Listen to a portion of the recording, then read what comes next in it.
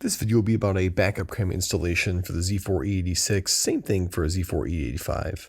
This is my particular Z486. I absolutely love this car. I even love it more without the chrome rims. I get compliments driving it all the time. However, there's a few things that definitely need some improvement. One of them is when you're sitting in the car, this is a pretty accurate representation of what you're seeing when you're looking in the rearview mirror or when you're trying to turn your head to look out when you're backing up, which can be a huge pain. It's not quite as bad as the cup holders, but it's still pretty bad. This started for me when I was trying to install an aftermarket head unit, and I looked down and noted there was a huge mouse nest in the console. So I ended up pulling out the whole center console and kept going back and back, finding more signs of mice have been living there, and ultimately got all the way to the trunk, and I figured, why not put in the backup camera?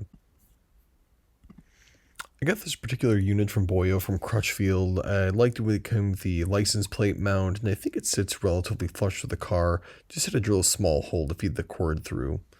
So this is what it comes in. It has 6 different mounting options. Some of them can sit flush with the actual bumper itself, and they have a few other ones to get varying degrees. I think for this particular application, the license plate mounting will be the best. I might try and do the flush mount actually through the license plate, and it actually comes with this nice drill to put it in. In terms of removing the actual rear bumper itself, there are people who can do this way better than me. I just follow the directions from Pelican Parts. They go through it step by step of which fasteners need to be removed, where to put pressure to actually remove the bumper, but it can be fairly easily done. Once the bumper is actually removed, it's fairly straightforward, just drilling a small hole right above where the license plate mounts, then following the wire for the license plate light back to this area where a small grommet can pop out where you can poke a hole through to feed the wire through. So this is where it comes out just below the harness for the rear tail light, and then you put the grommet back in. So the next step is going to be actually getting power to the camera itself. So you're going to be able to hook it up to 12 volts and then do a ground. The key is going to be having it powered on just when the car is in reverse. So the thick brown wire is the ground here. You can see too that the thick brown wires are all going to the common ground source.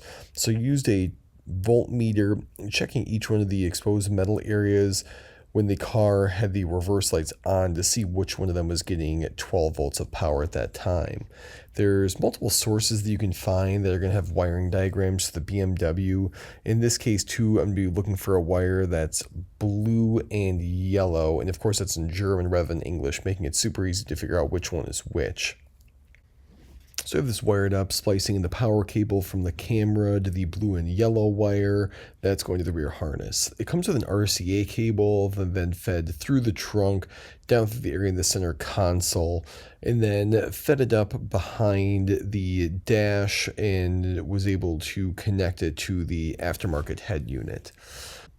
So this is where everything will be a little bit different depending on what particular head unit you have.